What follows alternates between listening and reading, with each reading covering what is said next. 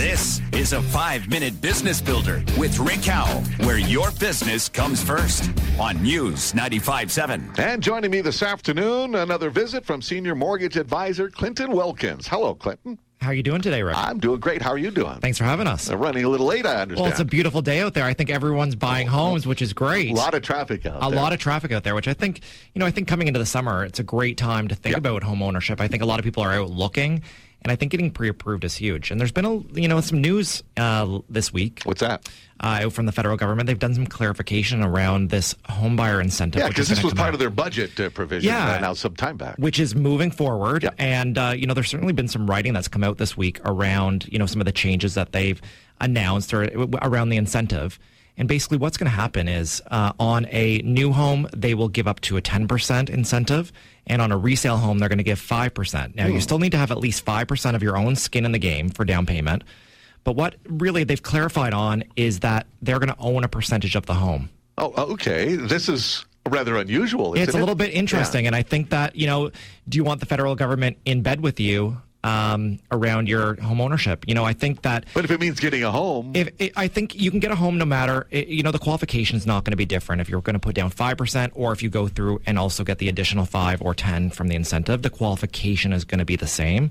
Overall, it will reduce your mortgage payments because essentially you have to borrow a little bit less money. But when you go to sell that home down the road, you either need to pay off the incentive, but they're going to own a percentage of the home. So if the house, appreciates in value, then the federal government's going to make some profit. Okay. If the house goes down in value, then maybe they're going to take a little bit of a hit.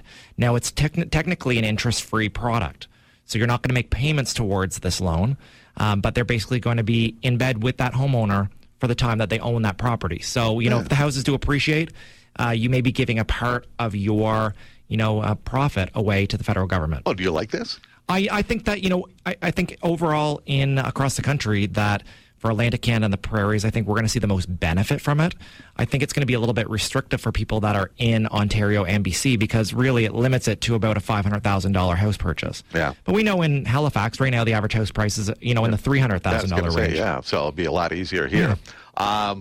But again, this is all designed to try to encourage more Canadians to be first-time home buyers. And I think that home ownership is part of the Canadian dream. That's something that we keep on saying. And I think that, it's really in our roots, home ownership. And it is available here in Halifax and Atlantic Canada.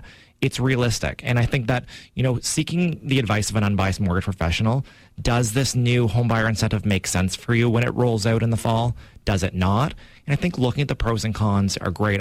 I'm pre-approving people every single day. Some people are asking, should we wait for the incentive? And I think that's a personal decision. In terms of qualifying, we're going to qualify you the same way if you want to use the incentive or not use the incentive. For me, I think having your own skin in the game is going to be the best. I think that if you want to make the profit, I think then you should, go in on it on your own. But if you really want to try to reduce your carrying costs and you're okay to share the profits with the federal government down the road, then you should take advantage of the program. Yeah, summertime, is it typically a good time of the year to buy and sell homes? I want to say that, spring and summer is typically the busiest time. Yeah. And I know right now the biggest opportunity in the market is there's not a lot of inventory out there. So I think if you own a home and you want to sell it, now is a great time to get it listed. And I think that, we're pre-approving people every single day and they're looking for homes. So if you want to sell, I think now is a great time. I think we're more in a seller's market. And people ask me, they're like, well, should I wait for it to be a buyer's market again?